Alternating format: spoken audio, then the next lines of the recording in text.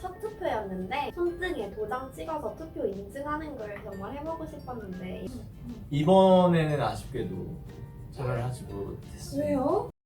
이번 올해 선거의 그 팩트에 대해서 좀 더 알아보고자 하는데요. 첫 번째는 투표율과 사전투표율이겠죠. 올해 21대 총선은 20대 총선과 비교해서 사전투표율이 26.69%, 투표율이 62.2%가 나왔습니다. 저는 근데 코로나 때문에 투표율이 낮아질 거라고 생각을 안 했어요, 사실. 결이 다르기는 한데 2017년 대선 때도 굉장히 투표율이 높았죠. 박근혜 전 대통령 일이 조금 환기를 시켜줬던 것 같아요. 얼마나 국민들의 투표권이 중요한지, 이런 국가적인 뭔가 위기 상황을 겪으면서 한 표 한 표 행사를 하는 것이 얼마나 중요한지 사람들이 인식을 하고 있었기 때문에 투표율이 높게 나오지 않았나. 이번 코로나 사태로 사람들이 여행을 가지도 못했을 거고 그래서 집에 머무는 사람들도 많았을 거고 그리고 투표를 빌미로 외출을 하려고 나가는 사람들이 많지 않았나 생각을 해봅니다. 이번에 그 투표 결과나 투표 참여율이 국민들이 그러니까 한마디로 투표를 행사함으로써 심판을 하는 거죠. 정당에 대한 심판을.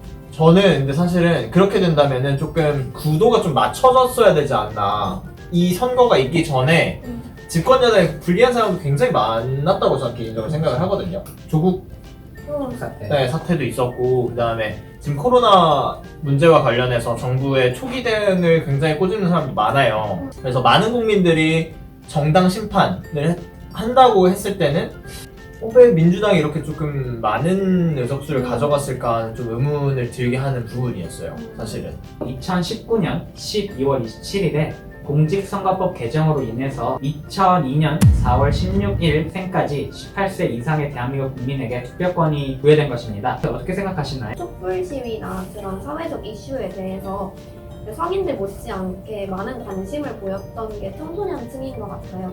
뭐 캠페인도 열고 뭐 시위에 직접 참여를 하기도 하고 그런 이유에서 청소년들이 투표에 참여하는 게 맞다고 생각합니다.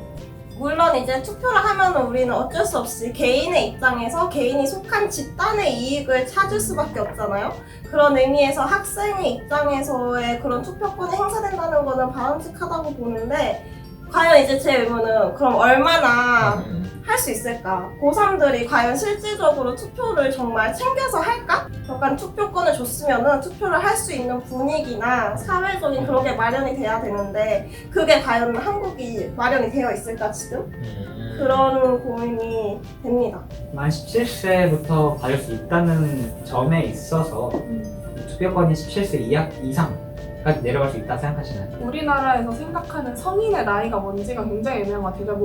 뭐 어디 가면은 청소년이 만 24세까지인데 어디에서는 만 18세고 술 마시러 가면은 그냥 20살이면 되고 약간 이런 되게 모든 것들이 되게 애매모호해서 그걸 낮추고 안 낮추고를 지금 어떻게 하자라기보다는 그 성인의 기준이 뭔지가 조금 더 확실하게 확립이 되면 좋겠다는 생각이 듭니다.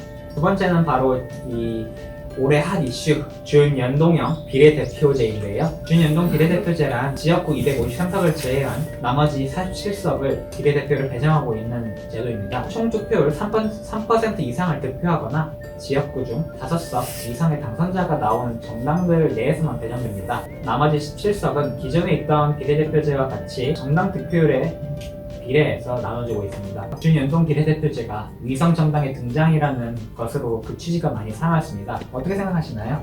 연동형 비례대표제 그리고 연동형 비례대표제가 국민의 민심을 잘 반영할 수 있는 좋은 시도였던 것 같아요. 하지만 위성정당이 등장하기도 하면서 결과적으로는 그렇게 바람직한 결과가 나오진 못했지만 그 군소정당에 대한 최소 의석수를 배당하는 것도 좋은 방법일 거라고 생각합니다.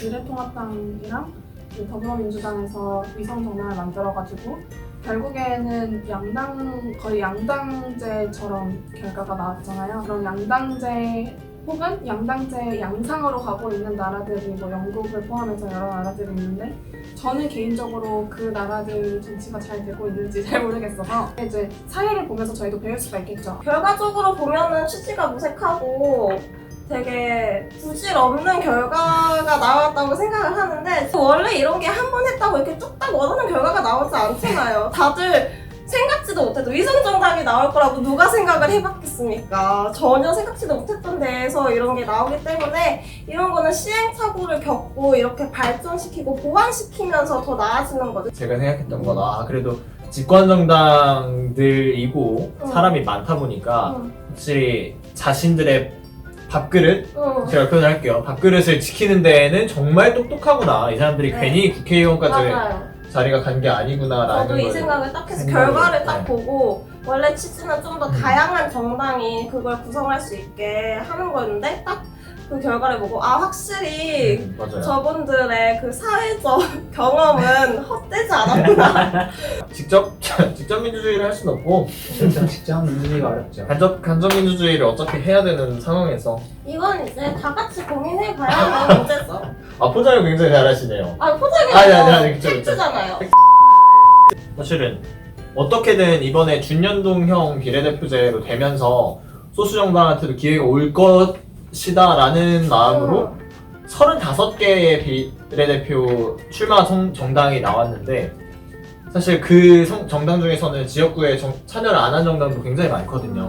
좀 결과적으로는 투표권을 가진 시민분들한테는 안 좋은 결과를 좀 초래하지 않았나. 비례대표 용지 보순간 무슨 생각이 들었냐면 이거 원래는 한 번 적는 거잖아요. 네. 근데 이거를 한 번만 적어도 되나? 라는 생각이 들었어요. 2번 적었는데 사표 처리되진 않았겠죠? 그렇진 않지 않나요? 몰라요.